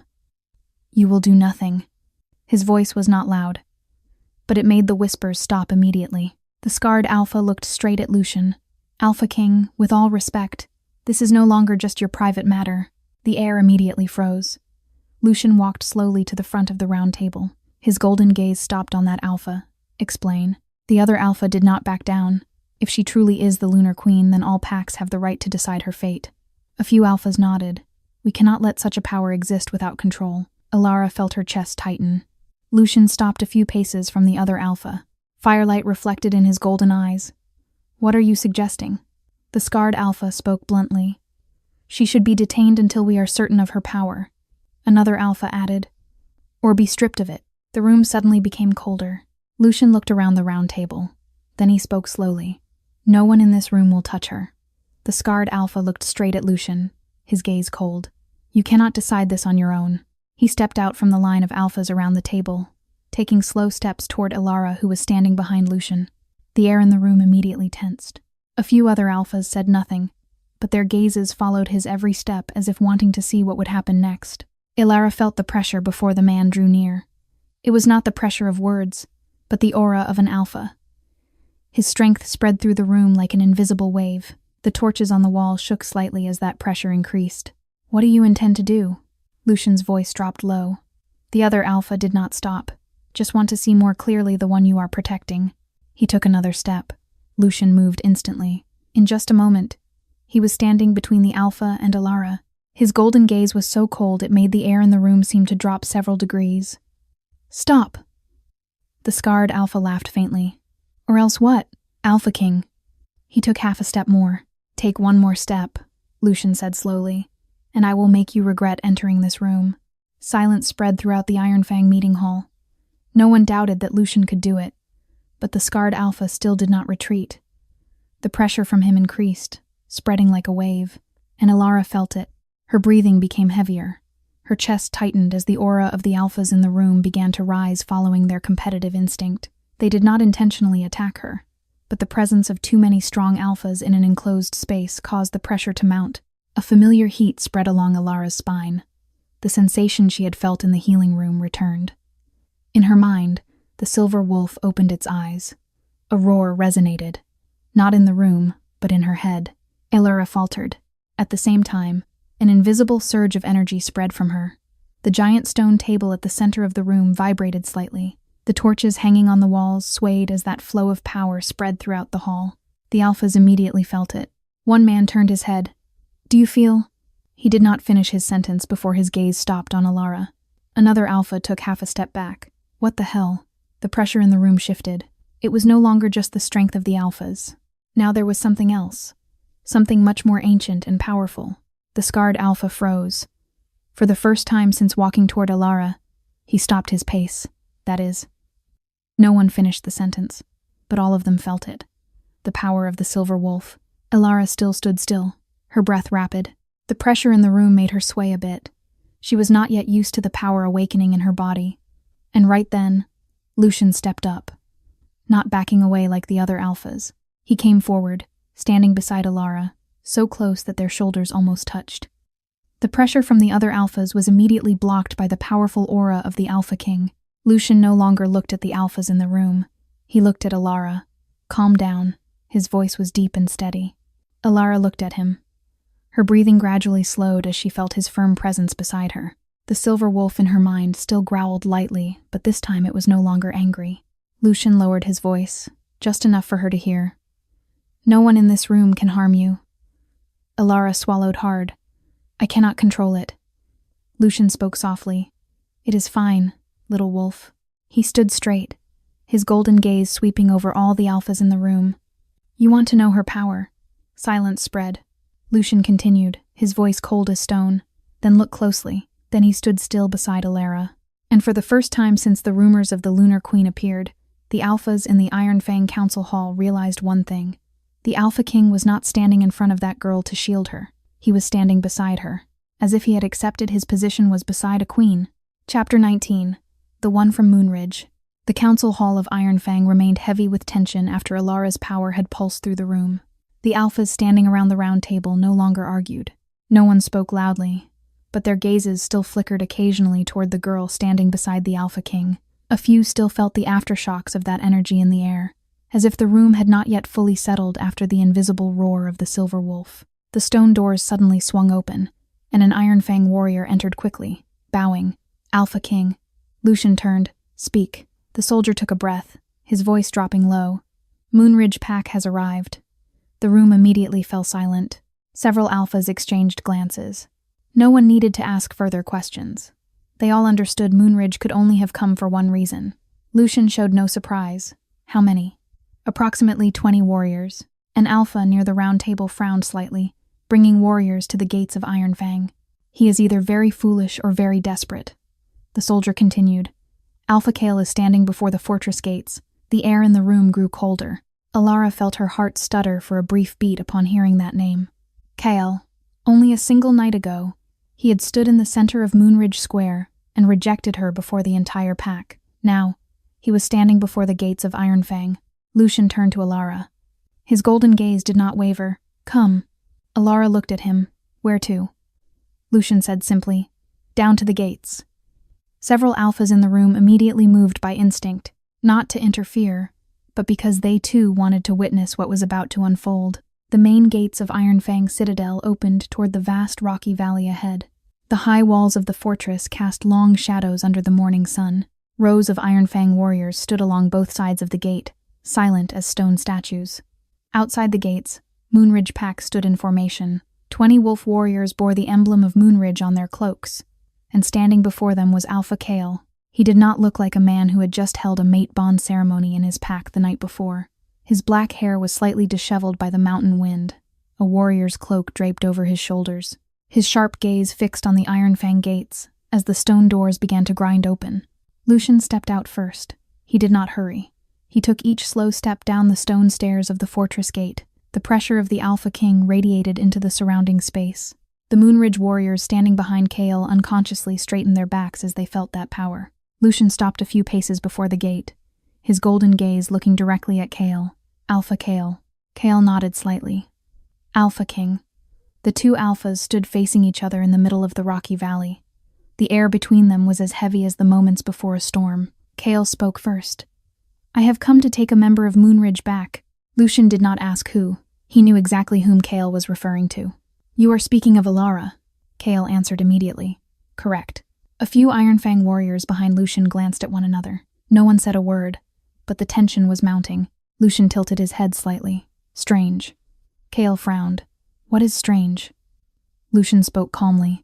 Last night I heard you rejected her before the entire pack. Kael's gaze darkened for a moment. That is a matter of Moonridge. Lucian nodded lightly.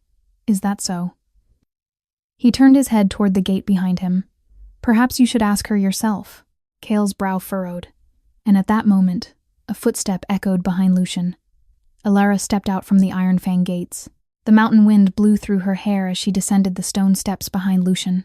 The gazes of all the Moonridge warriors immediately converged upon her, and Kael stood frozen.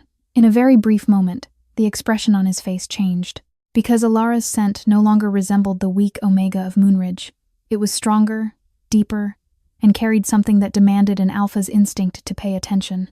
Elara stopped behind Lucian, and Lucian turned his head slightly to look at her. His voice dropped low, just enough for her to hear. Stay beside me, little wolf. Elara stood beside him, not behind him, but beside him. The distance between them was only half a step. Kael watched the scene, his gaze lingering on Elara for a moment longer than necessary. Then he spoke slowly. Elara, return to Moonridge. The entire valley fell silent. Elara looked directly at Kael, for the first time since they had met again. And for the first time, she did not feel small before him anymore. Chapter 20. The Kneeling Alpha. Kael was still looking at Elara. His gaze was no longer the same as it had been the night before in Moonridge Square. At that time, he had looked at her as if looking at a burden, a weak omega he wanted to cast away. But now, that gaze held something else. Recognition. Kael took a slow step forward. Elara. Lucian did not move, but his aura radiated instantly, like an invisible wall barring the distance between Kael and Elara. Kael stopped. He looked at Lucian for a second, then his gaze returned to Elara. Elara, return to Moonridge. His voice was no longer as harsh as before. It was more of a plea than a command. Elara did not answer immediately. She looked at Kael for a long time. The face of the man who was once her alpha was still familiar. She had grown up under his rule, once believed that if one day they became mates, her life would hold more meaning. But last night, everything had changed. Return for what? Elara's question caused several Moonridge warriors behind Kael to glance at one another. Kael's jaw tightened slightly. Moonridge is your pack. Elara shook her head faintly. Last night you said I was no longer a part of that pack. The atmosphere grew heavy. Kael was silent for a few seconds.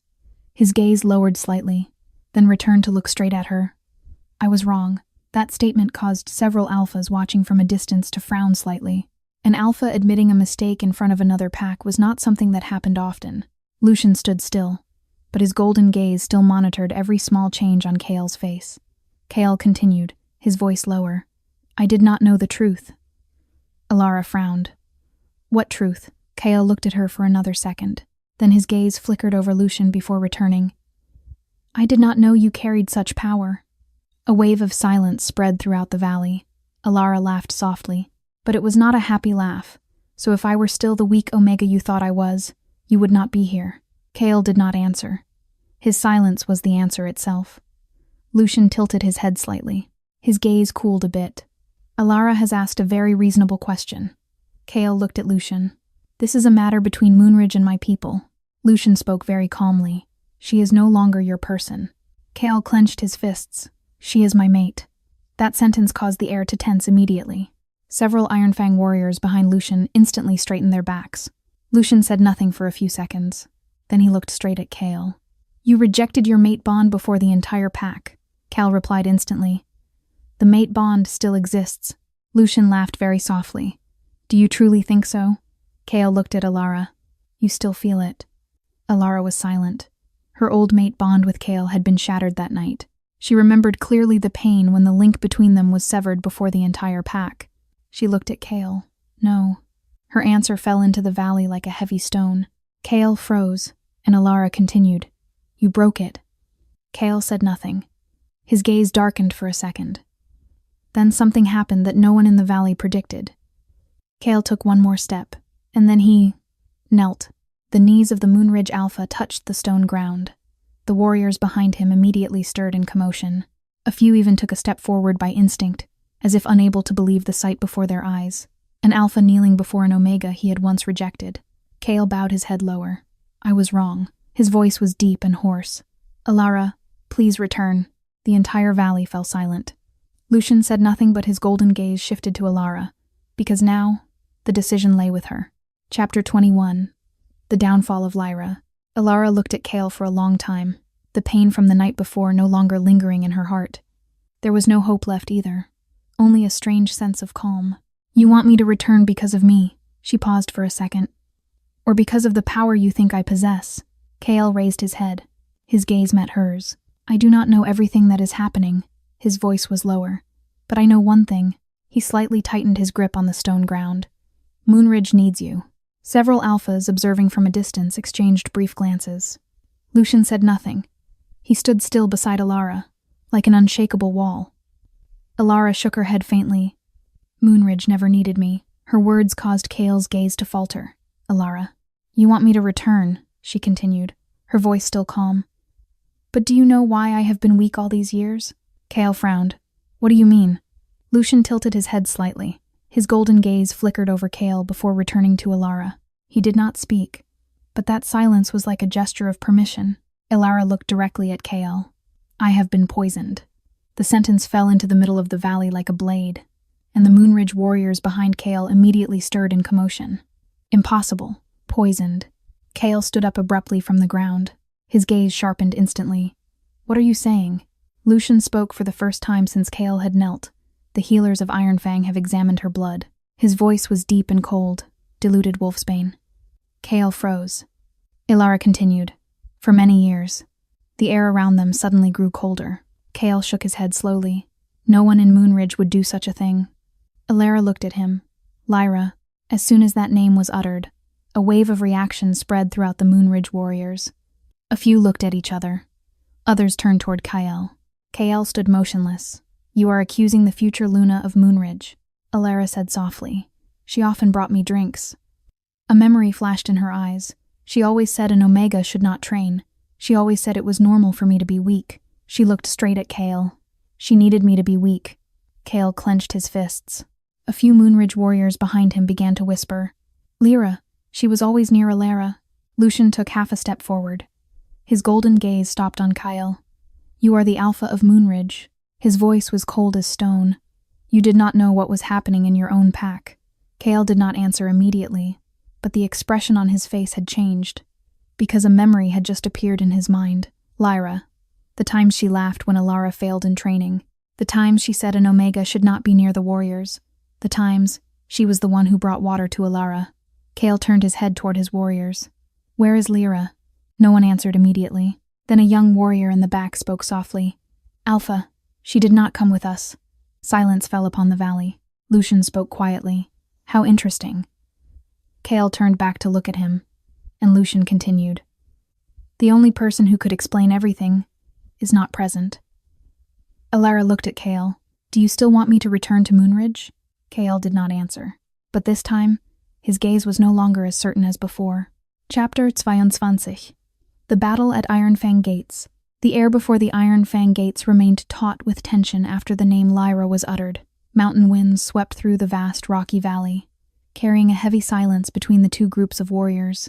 Moonridge stood behind Kael. Ironfang stood behind Lucian, and in the center of it all was Elara. Kael had not yet spoken after hearing the accusation against Lyra. His gaze darkened as fragments of memory began to piece together in his mind. The looks from the Moonridge warriors behind him caused suspicion to spread even further. Lucian stood beside Elara, his golden gaze calm yet razor-sharp. It seems Moonridge has many questions to answer, he said coldly. Kael clenched his fists, but before he could say another word, a sharp sound sliced through the air. The sound of metal leaving a sheath echoed, and an Ironfang warrior atop the rampart suddenly collapsed. A black arrow was buried deep in his chest. Ambush! An Ironfang warrior roared. In a mere heartbeat, the valley before the fortress gates dissolved into chaos. From the cliffs on both sides, shadows lunged downward.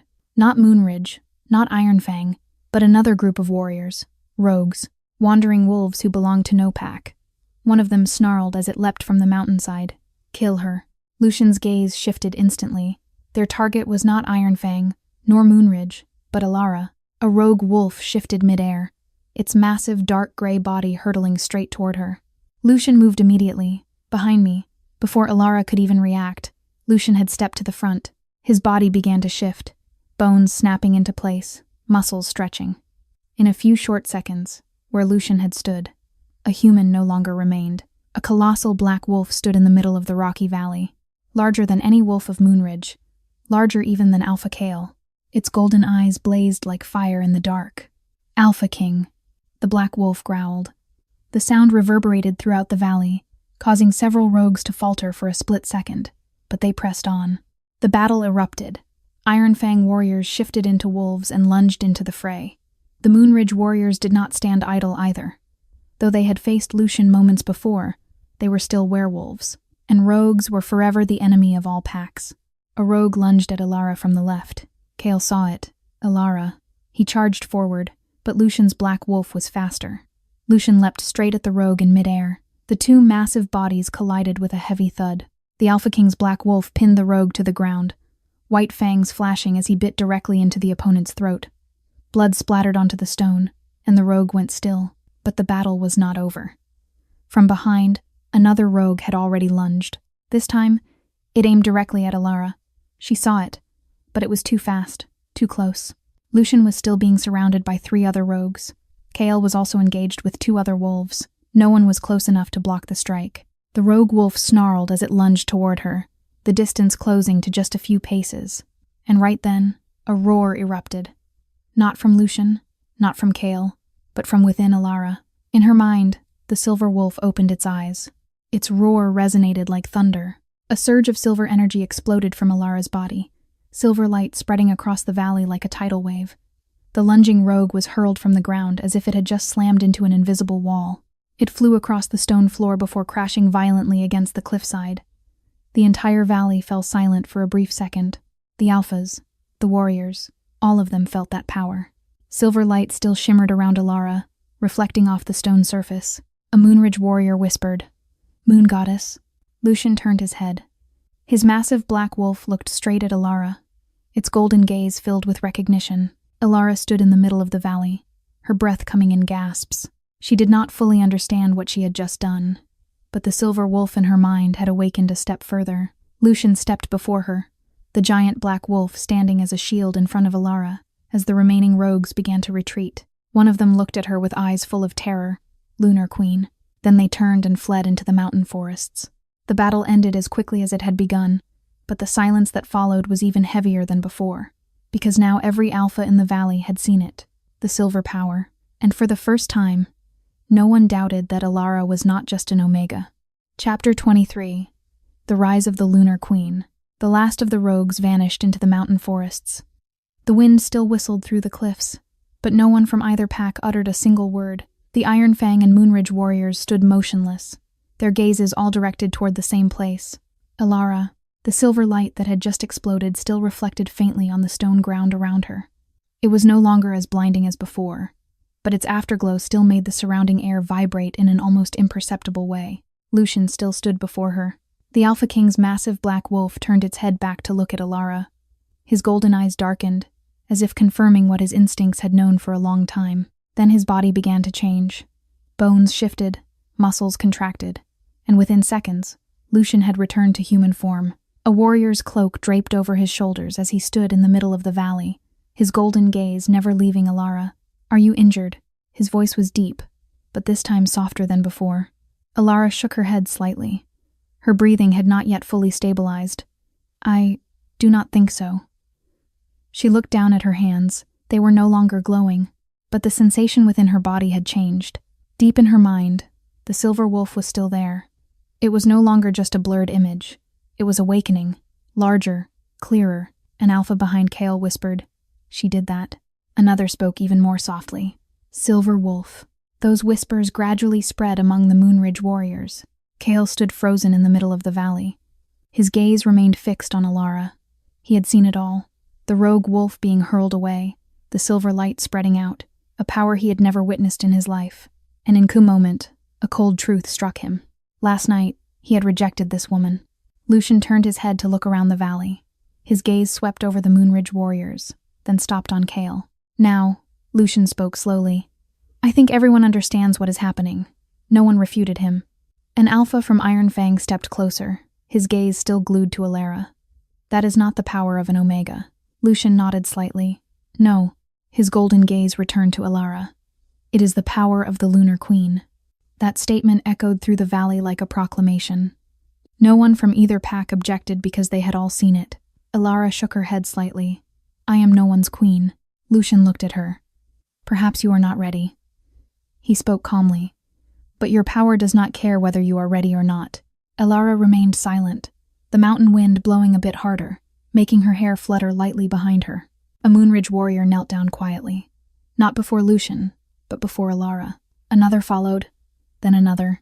The Ironfang warriors watched the scene in silence. In the history of the packs, only one person could make warriors from multiple packs bow like that, the one chosen by the moon goddess. Kael still stood still. His gaze shifted from the kneeling warriors to Elara. She had not asked them to do so, yet they did. Lucian observed it all in silence. Then he took a step closer to Elara. This is only the beginning. Elara looked at him. The beginning of what? Lucian turned to look toward the distant mountain ranges. Fear. Elara frowned. Lucian continued. When the other packs hear news of you, some will kneel. He paused for a second. And some will try to kill you before that happens. Elara looked at him for a long time. Then what will you do? Lucian turned back to look at her. The Alpha King's golden gaze was calm but steadfast. I will stand beside you. Silence spread once more. But this time, it was not like before. Because now everyone in the valley understood one thing. The werewolf world had just changed. Chapter 24. The Alpha King's Proclamation.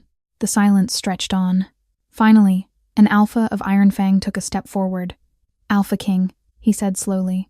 What does this mean? That question echoed through the valley like an admission. He was not the only one who wanted to know. Every Alpha standing around was waiting for an answer. Lucian did not respond immediately. He turned to look at Elara. The mountain wind swept through the valley, making her hair flutter lightly behind her. Elara looked at him, her gaze still filled with a trace of bewilderment after what had just transpired. Lucian reached out his hand. Elara looked down at that hand for a second. Trust me, Lucian said softly. Elara took a shallow breath, then placed her hand in his. Lucian gripped her hand and turned back to face all the Alphas in the valley. You want to know who she is? His voice rang out clearly across the vast space. No one spoke. Lucian continued. Last night, an Omega was rejected before her entire pack. His gaze flickered over Kael, called weak, deemed useless. Kael stood motionless as he heard every word. Lucian squeezed Elara's hand gently. But today, he paused for a second. All of you have seen the truth. Silence spread throughout the valley. Lucian spoke again. The power of the Lunar Queen. Several warriors bowed their heads lower. Lucian took half a step forward. From this day forward, his voice dropped low. She is no longer a rejected Omega. Then he spoke the words that made the entire valley hold its breath. Elara will stand beside me. He looked around the valley, not behind, not beneath. He squeezed her hand, but beside. Then he proclaimed, she is the Alpha King's Luna. The mountain wind blew hard through the valley at that exact moment. The silence lasted for several seconds. Then, an Ironfang warrior knelt. Luna. Another followed Luna. Then many more. Within seconds, the ranks of Ironfang warriors before the fortress gates had knelt before Elara. Several Moonridge warriors also gradually bowed their heads. Not out of fear, but because of a werewolf's instinct when standing before a power blessed by the moon goddess. Kael still stood there. He did not kneel, but his gaze did not leave Elara. He had seen the silver light, seen the warriors kneeling. He had heard Lucian's proclamation, and for the first time in his life, Kael understood clearly what he had lost. Elara looked around the valley, somewhat overwhelmed by the sight before her. I am not sure I know what to do. Her voice was very faint. Lucian turned to look at her. His golden gaze softened slightly.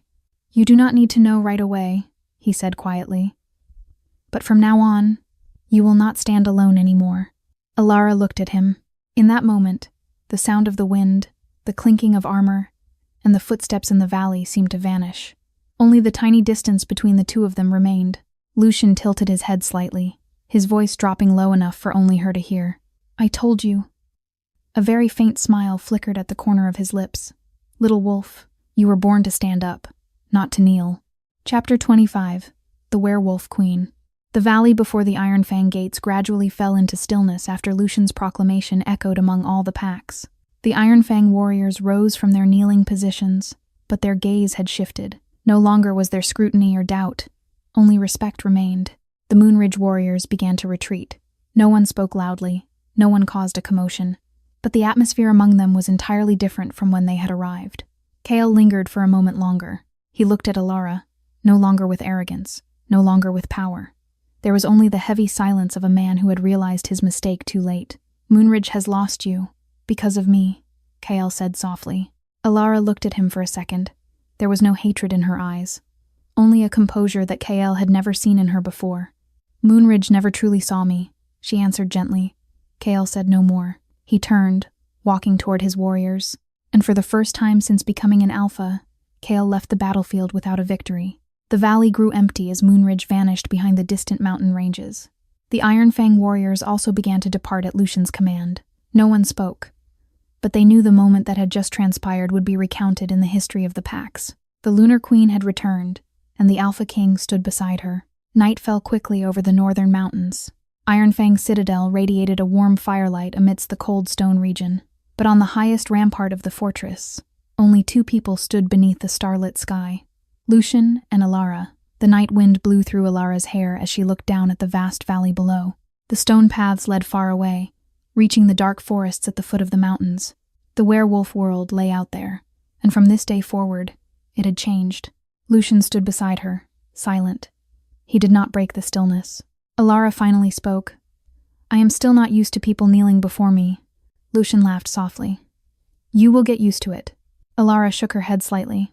That is not what worries me. Lucian turned his head to look at her. Then what worries you? Elara looked straight at the moon hanging high in the sky. I am not sure I am ready for all of this. Lucian was silent for a second. Then he spoke slowly. No one is ever truly ready for their fate. Elara turned to look at him, and Lucian continued, but that does not mean you have to face it alone. The wind blew a bit harder on the rampart. Elara looked at him for a long time. Lucian's golden gaze reflected the moonlight, calm and steady as always. Why did you do all of this for me? She asked softly. Lucian raised an eyebrow slightly. This question is a bit late. Elara did not smile. I am serious. Lucian looked at her for a moment, then he answered, because I saw you. Elara frowned slightly, and Lucian continued, from the very first time in that forest, even before you knew who you were.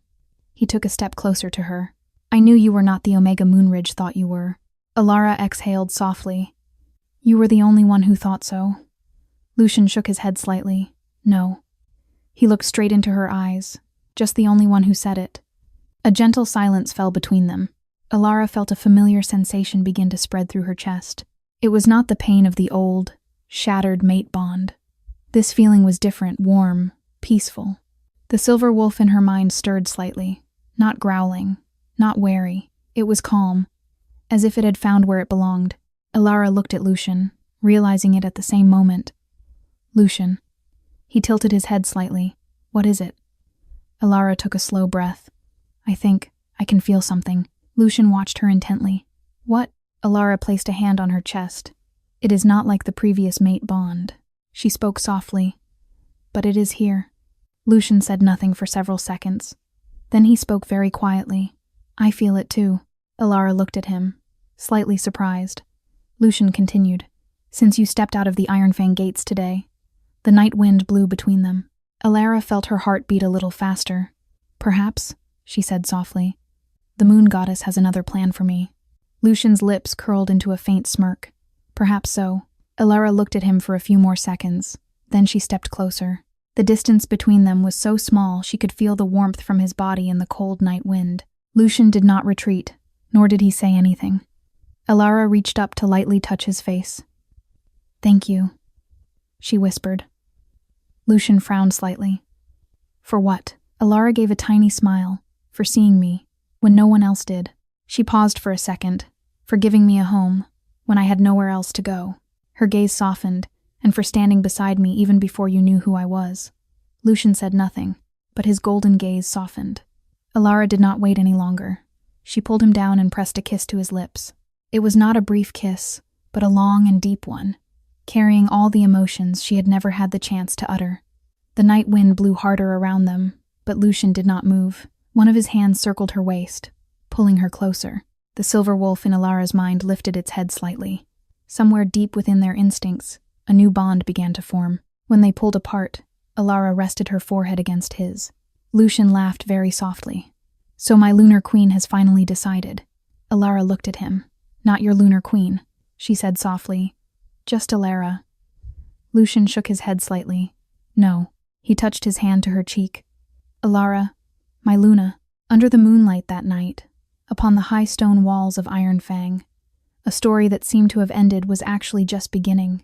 News of the girl once rejected by Moonridge would soon spread through the ancient forests, across the mist-covered mountain ranges, and reach every werewolf pack on the continent. Some alphas would kneel upon hearing her name. Others would tremble before the power of the silver wolf. And somewhere in the darkness, there would be those who would not accept that a lunar queen had risen again. But that night, Elara no longer thought of fear or the enemies yet to reveal themselves.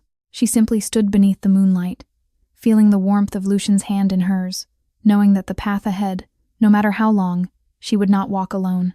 Because in the changing werewolf world out there, the lunar queen had returned, and this time, the Alpha King stood beside her.